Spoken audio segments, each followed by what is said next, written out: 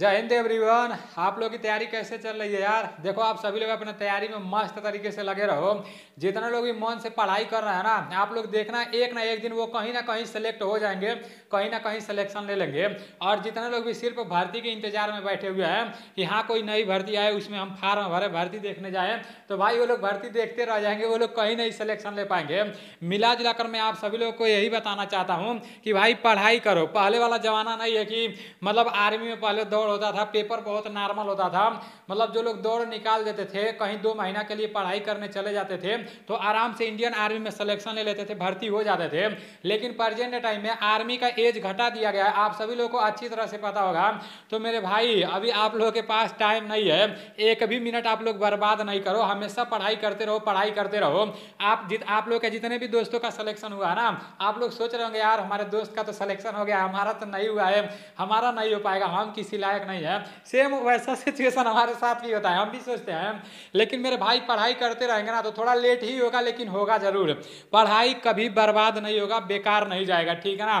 तो इसलिए मेरे भाई पढ़ाई करते रहो, चाहे ऑनलाइन पढ़ाई कर रहे हो चाहे ऑफलाइन पढ़ाई कर रहे हो, किसी तरह से भी पढ़ाई कर रहे हो, पढ़ाई करते रहो। रिजल्ट रोज रोज नहीं निकलता है, रिजल्ट एक ही दिन निकलेगा, और जिस दिन निकलेगा ना आपका घर का नक्शा बदल जाएगा और आपका चेहरे का हुलिया बदल जाएगा, सब कुछ बदल जाएगा। हम लोग पहले इंडियन आर्मी से लगाव रखते थे तो वो लोग कुछ भी हो जाता था, सिर्फ इंडियन आर्मी का तैयारी करते थे। अगर पहला हाई स्कूल का मार्कशीट समाप्त हो जाता था, भर्ती देखते देखते उम्र खत्म हो जाता था ना, तो फिर दोबारा 10 पढ़ लेते थे। अगर दोबारा वाला भी खत्म हो जाता था तो तिबारा 10 पढ़ लेते थे, 4 बार 10 पढ़ते थे। एक बार तो मैं इंटरव्यू देखा था, एक लड़का बता रहा था कि वो 10 बार 10 पढ़ा था और पूरा एकदम मतलब उसका उम्र बहुत ज्यादा हो गया था। तो पहले तो चल जाता था, लेकिन प्रेजेंट टाइम में वो सारा का सारा मैटर समाप्त हो गया है। अब जितने लोग भी दोबारा 10 किए हैं वो लोग पकड़े जा रहे हैं, आप सभी लोगों को पता होगा। तो जितने लोग भी आर्मी से जुड़े हुए हैं वो लोग ऐसी भर्ती का इंतजार करते रहते हैं कि काश कोई ऐसी भर्ती आए जो आर्मी से जुड़ी हुई हो, मतलब आर्मी से रिलेटेड उसका काम हो और उसमें उम्र ज्यादा मांगा गया हो और उसमें फिजिकल हो पहले। तो मतलब बहुत सारा आर्मी का सेंटर है, तो वहां से जो भी ग्रुप सी की ऑफलाइन भर्तियां निकाली जाती है ना, तो उसमें सबसे पहले फिजिकल नहीं होता है, सबसे पहले पेपर ही कराया जाता है। लेकिन आर्मी एयर डिफेंस की तरफ से जो ऑफलाइन भर्तियां निकाली गई है, इसमें बताया जा रहा है कि सबसे पहले फिजिकल है, और फिजिकल में भी ज्यादा कुछ नहीं कराया जाएगा। कुछ वजन लेकर, मतलब 63.5 किलो का वजन लेकर और कुछ मीटर आप लोग को चलाना है, ठीक है ना।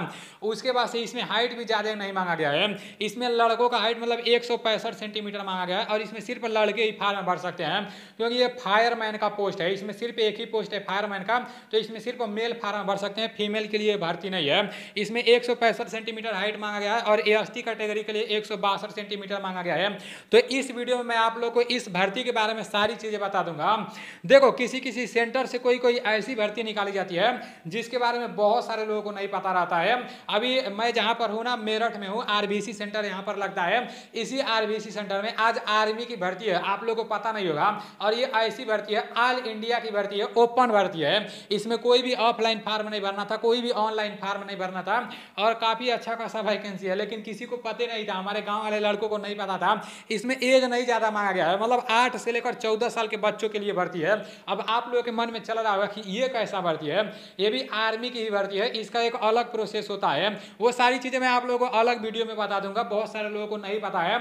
लेकिन जितने लोग भी आज भर्ती देखने यहाँ पर आएंगे ना, मतलब जो लोग सेलेक्ट हो जाएंगे, आप लोग देखना उन लोगों की जिंदगी सुधर जाएगी।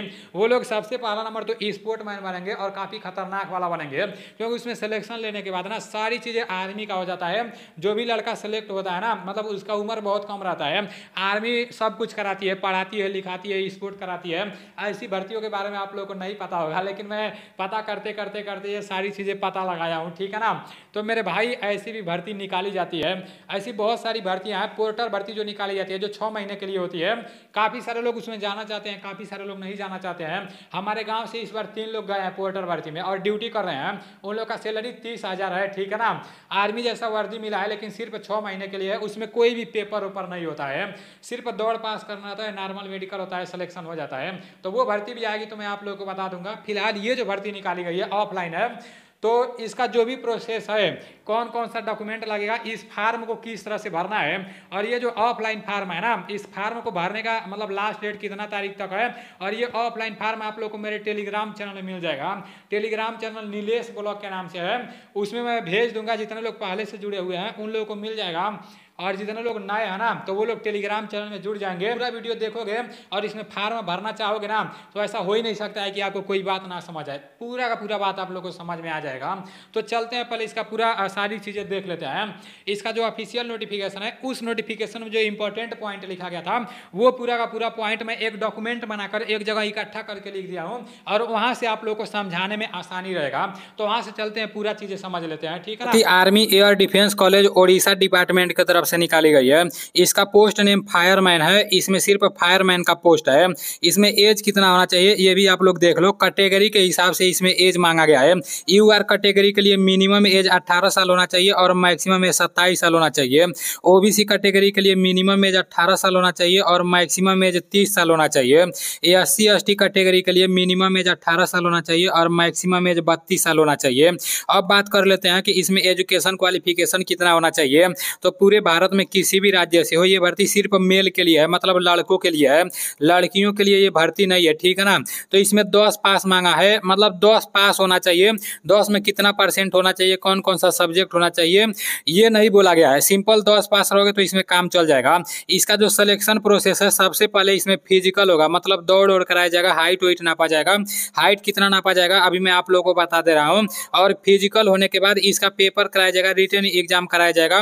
पेपर में क्या क्या पूछा जाएगा और इसमें निगेटिव मार्किंग भी नहीं रहेगा, ठीक है ना।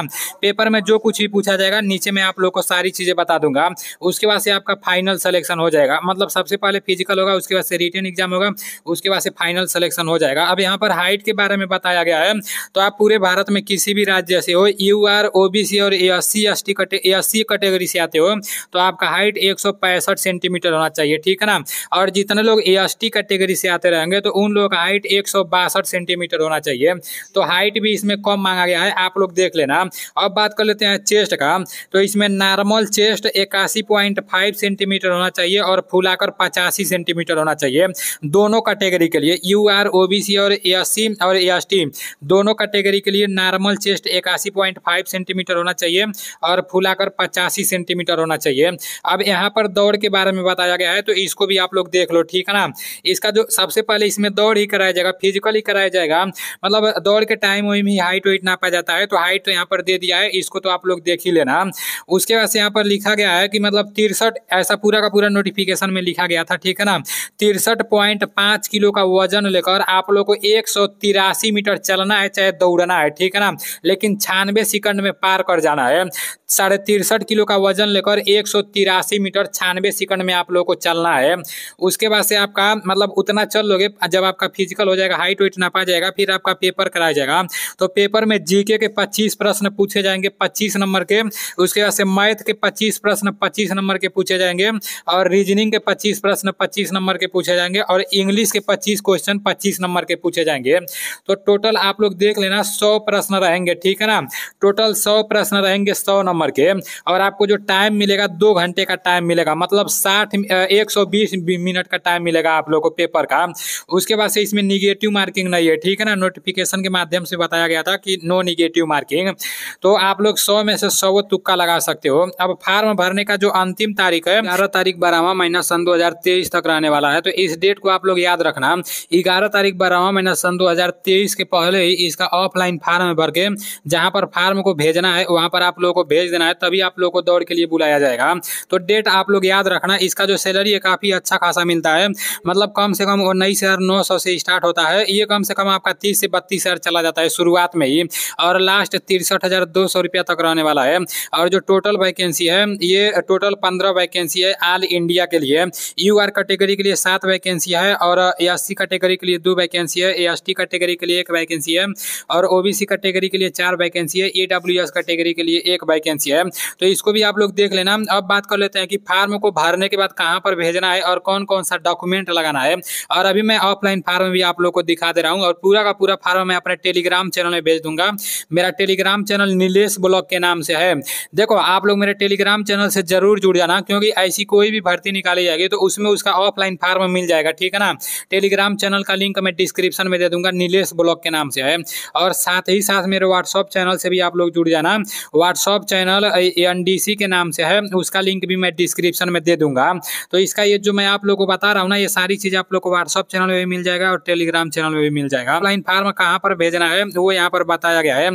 फार्म सेंडिंग एड्रेस टू, तो यहाँ पर आप लोग को सबसे पहले टू लिखना है, उसके बाद से दो commandant army air defence college, और यहाँ पर आप लोग देख लेना, ठीक है ना, पूरा का पूरा पिन कोड उनकोड डिस्ट्रिक्ट उस्ट्रिक्ट दिया है, तो इसको आप लोग अच्छे से देख लेना, ठीक है ना। हो सके तो इसका आप लोग स्क्रीनशॉट ले लो, जहाँ पर फार्म भेजना है इसका पूरा का पूरा आप लोग स्क्रीनशॉट ले लो, यहीं पर ऑफलाइन फार्म भेजना है। उसके बाद यहाँ पर डॉक्यूमेंट के बारे में बताया गया है, तो ध्यान से सुनो कौन कौन सा डॉक्यूमेंट इसमें लगाना है, ध्यान से सुनो और इसका स्क्रीनशॉट आप लोग ले लेना। सबसे पहला नंबर, तो जो आप लोग फार्म भरोगे ना, स्पीड पोस्ट आप लोग को नहीं कराना है। Send the form by ordinary post only, आप लोग को ऑर्डिनरी पोस्ट ओनली कराना है, स्पीड पोस्ट नहीं कराना है, नहीं तो हो सकता है कि आपका कॉलिंग लेटर ना आए, आपको दौड़ के लिए ना बुलाया जाए, फिर आप बोलोगे यार मैं तो फार्म भरा था, मेरा तो कॉलिंग लेटर आया ही नहीं। तो आप लोग को स्पीड पोस्ट नहीं करना है, ऑर्डिनरी पोस्ट करना है, ठीक है ना। उसके बाद से दूसरा नंबर में बोला गया है, मतलब 10 का मार्कशीट आपके पास होना चाहिए, 10 का मार्कशीट याद रखना। उसके बाद से आपका कास्ट सर्टिफिकेट, मतलब जात प्रमाण पत्र होना चाहिए। उसके बाद से आपका EWS सर्टिफिकेट, ये तो EWS वालों के लिए बोला गया है। उसके बाद से यहाँ पर एक्सपीरियंस सर्टिफिकेट है, अगर आपके पास एक्सपीरियंस है तो लगाओ, अगर नहीं है तो टेंशन लेने की जरूरत नहीं है। उसके बाद से कैरेक्टर सर्टिफिकेट बोला गया है, तो कैरेक्टर सर्टिफिकेट आपके पास होना चाहिए, ठीक है ना। चरित्र प्रमाण पत्र जिसे बोला जाता है, ये जो चरित्र प्रमाण पत्र है ना, ये सरपंच जो आपके गांव के प्रधान होंगे वो बना देंगे। उसके बाद 9 नंबर में डोमिसाइल सर्टिफिकेट के बारे में बताया गया है, मतलब निवास प्रमाण पत्र होना चाहिए। 10 नंबर में दिया है 2 पासपोर्ट साइज फोटोग्राफ, जब ये पूरा का पूरा डॉक्यूमेंट तैयार कर लोगे, इसको ऑफलाइन फार्म भर के रेडी कर दोगे, तो साथ ही साथ 2 फोटो भी आप लोग को तैयार रखना है, और ये फोटो ज्यादा पुराना नहीं होना चाहिए। और यहाँ पर लिखा गया कि गैजेट ऑफिसर अटेस्टेड, जो फोटो रहेगा ना ऑफिसर अटेस्टेड, मतलब अधिकारी का सिग्नेचर उसमें रहना चाहिए। हर गांव में एक अधिकारी होते हैं, आप सभी लोगों को पता होगा, तो मतलब आप अपने प्रधान से पूछ लेना, ठीक है ना, तो उसका सिग्नेचर आप लोग करा लोगे तो सही रहेगा, क्योंकि वो लोग छोटी छोटी बातों पर ज्यादा ध्यान देते हैं, और जब ज्यादा ऑफलाइन फार्म भरा जाता है ना, तो छोटा सा भी मिस्टेक रहता है तो कॉलिंग लेटर नहीं आता है। तो आप लोग को छोटी छोटी बातों पर ध्यान देना है। ये अपने गांव के प्रधान से पूरा का पूरा दिखा लेना, वो अच्छे से समझा देंगे आप लोग को। तो छोटे वाले लिफाफे के अंदर आप लोग को 42 रुपए का पोस्टल स्टैंप, मतलब टिकट चिपकाना है। ये जो टिकट है ना, जहाँ पोस्ट ऑफिस रहता है, मतलब जहाँ पूरा फार्म भर के ले जाओगे स्पीड जैसे ऑर्डिनरी पोस्ट कराने के लिए, तो वहां से 42 रुपए का आप लोग को डाक टिकट ले लेना है, ठीक है ना। और छोटे वाले लिफाफे के ऊपर आप लोग को 42 रुपए का डाक टिकट चिपका देना है। ये रहा आर्मी एयर डिफेंस का ऑफलाइन फार्म। ये फार्म ज्यादा लंबा नहीं है, सिर्फ 2 पेज का फार्म है, और ये दोनों पेज आप लोग को निकलवा लेना है, ठीक है ना। ये दोनों का दोनों पेज आप लोग को मेरे टेलीग्राम चैनल में मिल जाएगा। मेरे फार्म को भेजना है, उस जगह का नाम भी इस ऑफलाइन फार्म में दे दिया है। और यहाँ पर आप लोग को अपना एक पासपोर्ट साइज फोटो चिपका देना है। उसके बाद से पोस्ट अप्लाइड फॉर, आप किस पोस्ट के लिए अप्लाई कर रहे हो, तो इसमें तो सिर्फ एक ही पोस्ट है फायरमैन का, तो यहाँ पर आप लोग को फायरमैन लिख देना है, ठीक है ना। उसके बाद से आपका कैटेगरी कौन सा है, मतलब आप किस कैटेगरी से आते हो, UR SC ST OBC या EWS या एक्स सर्विसमैन हो, तो वो आप लोगों को भर देना है, ठीक है ना। यहाँ पर सब कास्ट लिखा है, तो आप लोग अपना सब कास्ट भर देना है। फिर अपना फुल नाम, अपना जैसे पूरा नाम यहाँ पर लिखना है, जो हाई स्कूल के मार्कशीट में नाम होगा, ठीक है ना। बड़ा लेटर में आप लोग को नाम लिखना है, छोटा लेटर में नहीं। अब यहाँ पर सेक्स मतलब मेल हो या फीमेल हो, फीमेल तो इसमें फार्म भर नहीं सकती है, तो यहाँ पर आप लोग को मेल लिखना है। और 5 नंबर में फादर या हस्बैंड नेम, तो हस्बैंड नेम तो लिखना नहीं है, फादर नेम अपने पिताजी का नाम यहाँ पर लिखना है आप लोग को। और यहाँ पर आप लोग को अपना डेट ऑफ बर्थ लिखना है 6 नंबर में, जो हाई स्कूल के मार्कशीट में होना उसको लिख देना, ठीक है ना। और 7 नंबर में लिखा गया है कि age on last date of application है, मतलब जिस दिन लास्ट डेट है ना 11 तारीख 12वां महीना, और जैसे सन 2023 तक इसका लास्ट डेट है फार्म भरने का ना, तो लास्ट डेट में आप लोग को गिनती करना है, जो आपका डेट ऑफ बर्थ है, तो आप कितना साल कितना महीना कितना दिन के हो रहे हो, तो वो आप लोग को यहाँ पर लिख देना है। जितना भी साल जितना महीना जितना दिन के हो रहे हो, तो उसको आप लोग को यहाँ पर लिख देना है। अगर आप लोग अपना एज नहीं कैलकुलेट कर पाओगे तो गूगल पर जाना, एज कैलकुलेट लिखना, और वहां पर अपना डेट ऑफ बर्थ डाल देना, और 11 तारीख 12वां महीना सन 2023 तक गिनती करके देख लेना कि आप कितना साल कितना महीना कितना दिन के हो रहे हो, और इसमें आप लोग को भर देना है।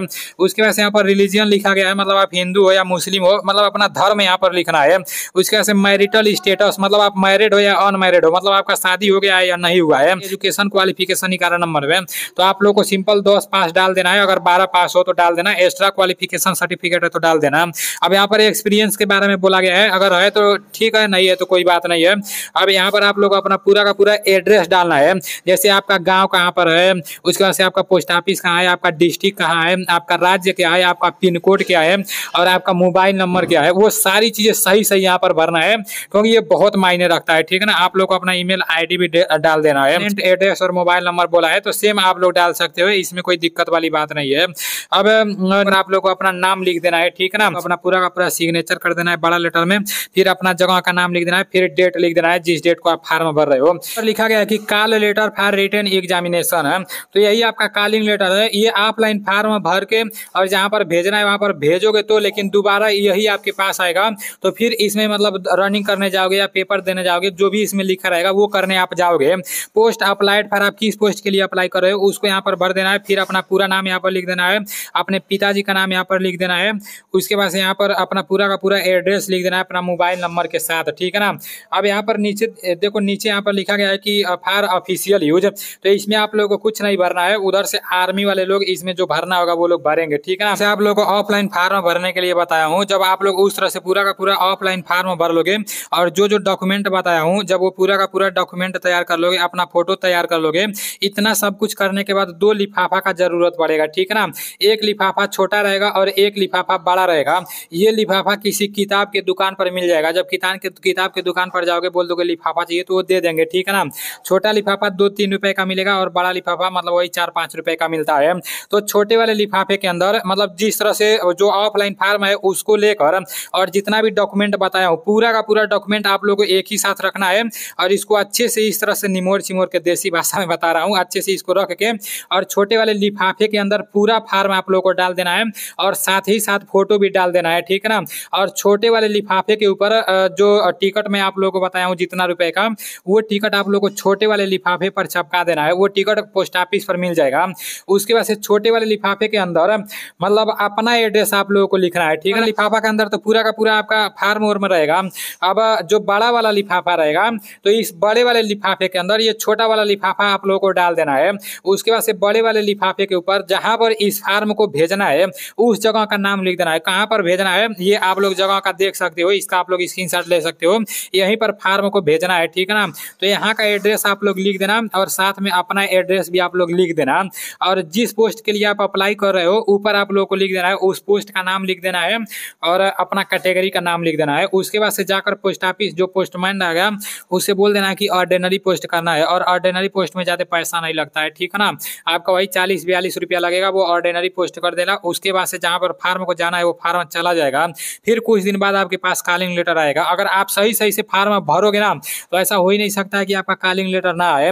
हाँ, हो सकता है अगर 10 में परसेंटेज मांग ले, मतलब किसी ऑफलाइन भर्ती में बोलता है कि 10 में इतना % होना चाहिए, जब 10 में परसेंटेज मांग ले और आपका 10 में परसेंटेज कम हो तो हो सकता है उस कंडीशन में आपका ऑफलाइन फार्म ना है, नहीं तो आपका मतलब उधर से कॉलिंग लेटर आएगा भी, आप भर्ती दौड़ने भी जाओगे और पढ़ाई उड़ाई अगर आपका अच्छा होगा ना तो आप सिलेक्शन भी ले लोगे, क्योंकि इन सब भर्तियों के बारे में ज़्यादा लोग जिक्र नहीं करते हैं, ज़्यादा लोगों को पता नहीं रहता है। लेकिन सिविल की भर्ती होती है काफ़ी अच्छी खासी रहती है। और एक बात और मैं आप लोगों से बता दे रहा हूँ, सिविल वाली भर्ती में कोई वर्दी नहीं मिलता है, लेकिन ये सरकारी होती है और परमानेंट होती है। आर्मी के साथ रहकर काम करोगे, सैलरी मिलेगा, जो भी सुविधा मिलता है आर्मी वालों को वो पूरा का पूरा सुविधा आप लोगों को मिलेगा, ठीक है ना। मतलब आपका फैमिली अच्छा हो जाएगा और आप एक मतलब अच्छा खासा जिंदगी जीने लग जाओगे अगर ये नौकरी मिल जाएगी तो। और इसमें हाइट वेट कम मांगा गया है तो मैं आप लोगों को बता ही दिया हूँ। तो मिलते हैं अगले वीडियो में। जय हिंद।